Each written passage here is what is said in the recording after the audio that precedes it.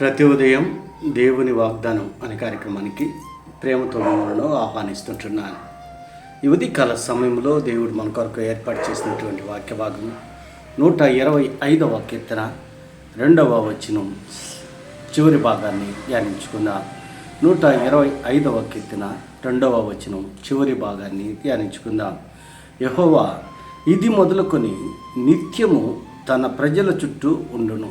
క్రీస్తునందు ప్రేమైన దేవుని బిడ్డలారా, ఈ ఉదయకాల సమయంలో పరిశుద్ధాత్మ దేవుడు మనకిస్తున్నటువంటి వాగ్దానం, యెహోవా ఇది మొదలుకొని నిత్యము తన ప్రజల చుట్టూ ఉండును. ఈ యొక్క వాగ్దానాన్ని దేవుడు మనకును మన కుటుంబాలకును ఆశీర్వాదకరంగాను దీవెనకరంగాను మార్చినగాక. ఈ యొక్క మాటల్లోని ఆత్మీయ అర్థాలను ఆత్మీయ సత్యాలను మనం గ్రహించినట్లయితే దావీదు యాత్ర కీర్తనగా ఇది ఉంటున్నది. మరి ఇది మొదలుకొని నిత్యము తన ప్రజల చుట్టూ మరి ఉండును అని కీర్తనకారుడు అంటున్నాడు. ఇశ్రాయేలు యొక్క ప్రజలను ఉద్దేశించి ఈ మాటలను మనము అర్థం చేసుకోగలము. ఎవరు ఆయన ప్రజలు అనగా మొదటి వచనంలో మనం గమనించినట్లయితే, యెహోవా యందు నమ్మిక ఉంచువారు కదలక నిత్యము నిలుచు సియోను కొండవలె నుండు.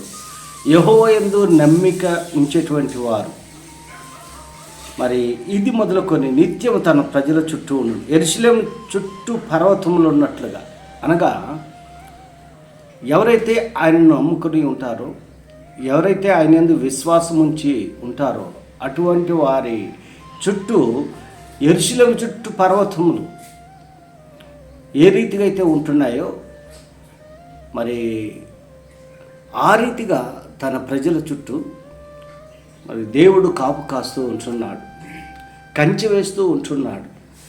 మరి ఏ కుటుంబానికి ఏ రీతిగా అయితే కంచె వేశాడో ఆ రీతిగా ఆయన యందు నమ్మిక ఉంచేటువంటి వారు, ఆయన యందు విశ్వాసం ఉంచేటువంటి వారు చుట్టూ ఆయన కంచె వేస్తూ ఉంటున్నాడు. ఆయన నమ్ముకున్నటువంటి బిడ్డలను ఎన్నటికీ ఆయన చేయి విడిచేటువంటి దేవుడు కాదు. ఎందుకనగా ఆయన వాగ్దానం చేసినటువంటి దేవుడు, ప్రమాణం చేసినటువంటి దేవుడు, మాట తప్పనటువంటి దేవుడుగా ఉంటున్నాడు. ఆయన ఎందుకు నమ్మికించేటువంటి వారు ఏ రీతిగా ఉంటున్నారంటే, కదలక నిలుచు నిత్యము సియోను కొండవలే ఉంటారంట. ఎవరైతే ఆయన ఎందుకు విశ్వాసం ఉంచుతారో, ఎవరైతే ఆయన నమ్ముకొని జీవిస్తారో అటువంటి వారు మరి కొండ వలె ఉంటారని అని బలంగా ఉంటారు.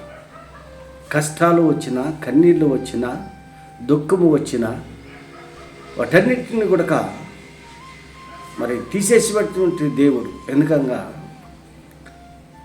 దేవుడు వాగ్దానం చేశాడు. క్రీస్తునందు ప్రియమైన దేవుని బిడ్డ, ఈ ఉదయకాల సమయంలో యెరూషలేము చుట్టూ పర్వతములు ఉన్నట్టు యెహోవా ఇది మొదలుకు నిత్యము తన ప్రజల చుట్టూ ఉండును.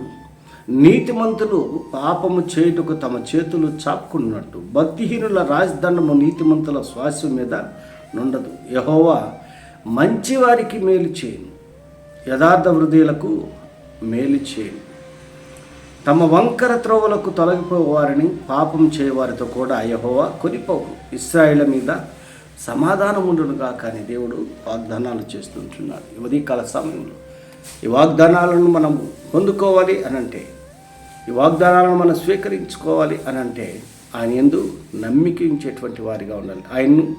ఆయన యందు విశ్వాసం ఉంచేటువంటి వారిగా ఉండాలి. అప్పుడు ఆయన మనల్ని ఎన్నటికీ చెయ్యి విడవకుండా ఆయన తన దక్షిణ హస్తముతో మనల్ని కాపాడుతాడని ఈ కొద్ది మాటలు దాన్ని నేను హెచ్చరిక చేస్తుంటున్నాను. దేవుడి యొక్క మాటలు మరెక్కువగా మీకును మీ కుటుంబాలను ఆశీర్వాదకరంగా మార్చినగాక.